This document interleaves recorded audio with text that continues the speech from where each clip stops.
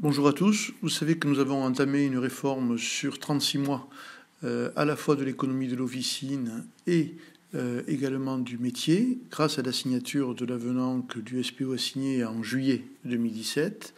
Donc nous allons commencer sur la partie économique. Où en sommes-nous après 9 mois de réforme? L'année dernière, nous avions perdu 39 millions d'unités. Cette année, nous avons perdu 46, ce qui est plus important, notamment à cause du mois de septembre qui a été catastrophique.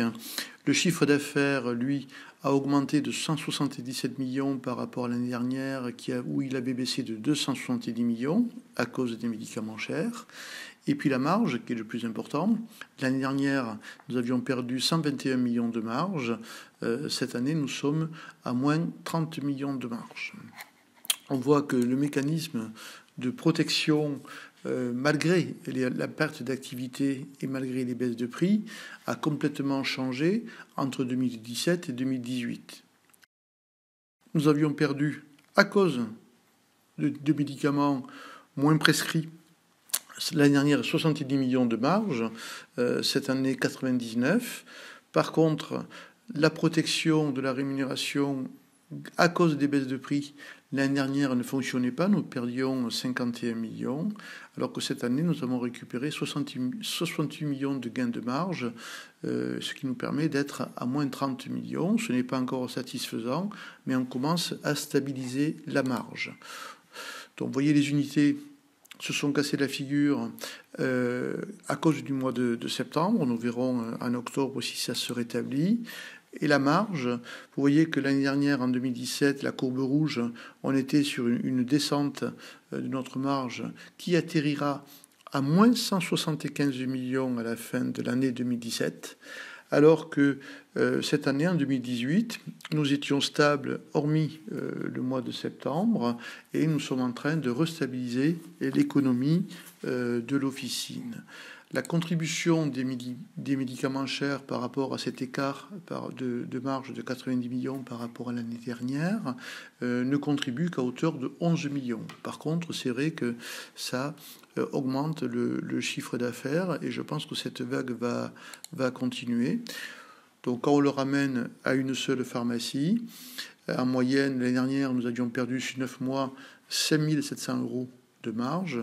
Là, nous en sommes à moins 1400 au mois de septembre. Oui, dernière minute, nous intégrons les chiffres du mois d'octobre qui sont excellents et qui rattrapent le mois de septembre. Nous voyons sur ce slide que la perte s'évalue à moins 8,73 millions d'euros en 2018, alors qu'en 2017, à la même époque, en octobre, nous étions à moins 124,81 millions, ce qui représente une perte pour officine sur cette année de 412 euros, au lieu de 5 890 l'année dernière. Donc nous verrons sur les 2 derniers mois de l'année si cette tendance à la stabilisation se confirme. La réforme va continuer. La marge va être modifiée au 1er janvier 2019 avec une introduction de nouveaux honoraires et l'arrêté de marge va prévoir l'étape de 2019 et l'étape de 2020. Donc la seconde tranche, qui est la plus importante, va passer de 21,4 à 13% et puis à 7%. Et la troisième tranche va passer de 8,5 à 6 et après à 5,5. Et la dernière tranche, qui était à 6%, passera à 6% l'année prochaine et à 5% l'année suivante, mais avec un plafond qui va être déplacé de 1515 à 1600 et à 1930 euros, ce qui fait que vous allez garder la même marge sur la dernière tranche, c'est-à-dire 98 euros, et elle sera enrichie d'honoraires supplémentaires. Pour compenser cette baisse de marge qui nous permet de nous protéger des baisses de prix, il y aura l'introduction de 3 nouveaux honoraires, un honoraire de dispensation à l'ordonnance de 50 centimes, un honoraire pour les médicaments spécifiques de 2 euros, puis à 3,50 € l'année prochaine. Les médicaments spécifiques, ça peut être un hypnotique, ça peut être un médicament de la réserve hospitalière, ça peut être un lévothyrox. Ça représente 36% de vos dispensations. Et ensuite, un honoraire lié à l'âge, aux personnes exposées à un risque iatrogène, moins de 3 ans, plus de 70 ans. 50 centimes en 2019, 1,55 € en 2020. Ces 3 honoraires nouveaux sont des honoraires qui sont liés à votre acte de dispensation, qui reconnaissent votre acte de dispensation, qui seront remboursés à 70% par le régime obligatoire et 30% par des complémentaires santé. Et ces 3 honoraires sont cumulables entre eux.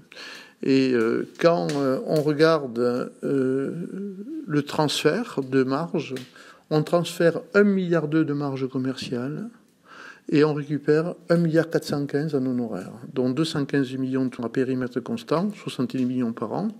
On voit que ça fonctionne. Ces honoraires, par contre, eux, ne sont pas exposés aux baisses de prix, alors que la marge commerciale est exposée aux baisses de prix.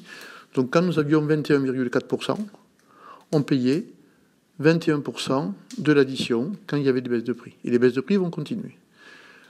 L'année prochaine, notre impact sur les baisses de prix, nous ne contribuerons qu'à hauteur de 13%. Donc l'impact, on le diminue de 42%. Et c'est comme ça que l'on arrivera à stabiliser la marge. Mais vous savez qu'une réforme, elle ne vaut qu'à la fois si on modifie le mode de rémunération pour stabiliser la marge et retrouver une certaine sérénité dans notre profession, mais si en même temps on réforme notre métier.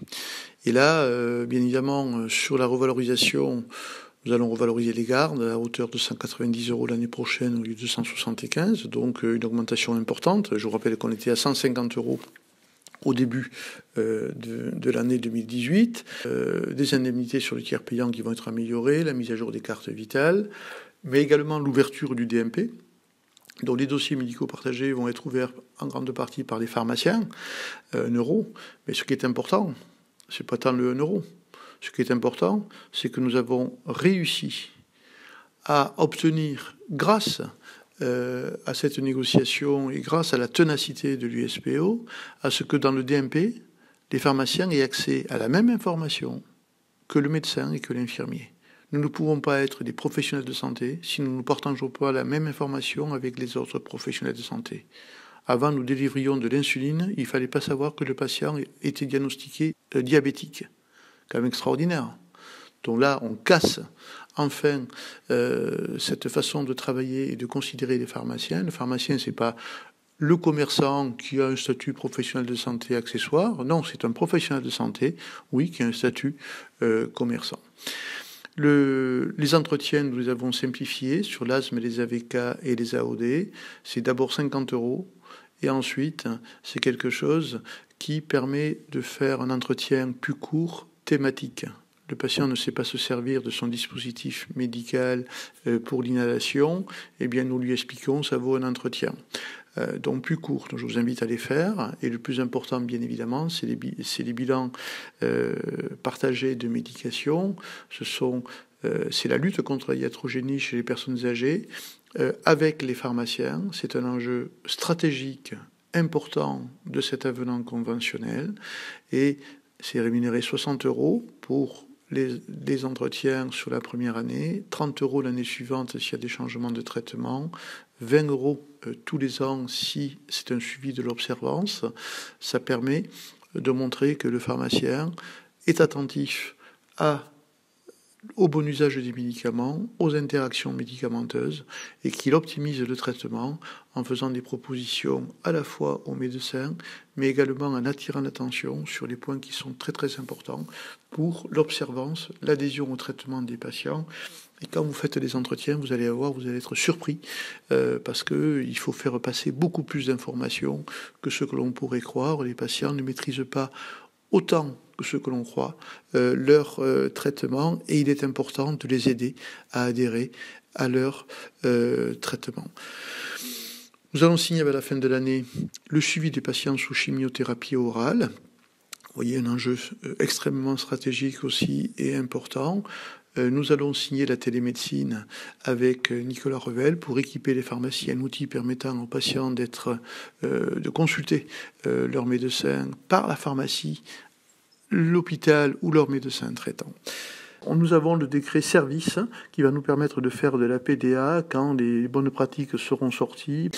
Également, développer la médication officinale pour en faire un parcours de soins. Vous avez vu le débat à l'Assemblée et au Sénat et nous allons continuer à montrer que la porte d'entrée pharmacie pour un rhume, pour une gastro ou pour des traitements un petit peu plus compliqués mérite le passage à la pharmacie sans pénalité, et puis le fameux succès maintenant que l'on peut sans aucun doute qualifier comme extraordinaire, c'est la vaccination de la grippe par les pharmaciens d'officine.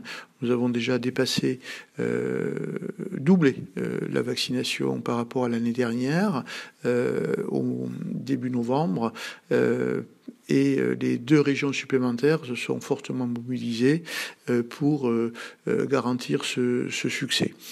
Donc vous voyez que on est dans une véritable transformation du métier de pharmacien, à la fois sur le modèle économique, où on revalorise l'économie, on y met du sens puisqu'on reconnaît votre acte de dispensation, on va chercher de la croissance sur l'accompagnement des patients et les services.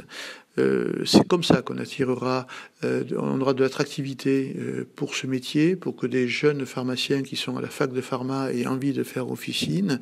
Et déjà, on voit un changement de perception de ce métier entre ceux qui avaient choisi la pharmacie low cost et ceux qui avaient choisi le camp du patient. Nous, on a choisi le camp du patient.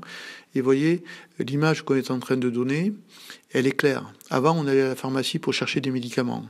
Maintenant, on rentre à la pharmacie, mais en plus des médicaments, on a un accompagnement. On va venir à la pharmacie pour chercher des services, comme la dispensation à domicile, la préparation des doses administrées, faire du dépistage. Et puis, on va aussi rentrer dans la pharmacie maintenant pour avoir accès à son médecin parce que il est à distance et qu'on a besoin d'avoir une consultation. Et la pharmacie s'est organisée pour vous permettre cette consultation à distance.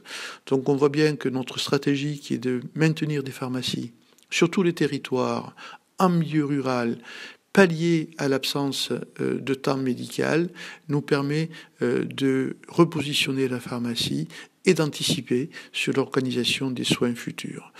Je vous remercie.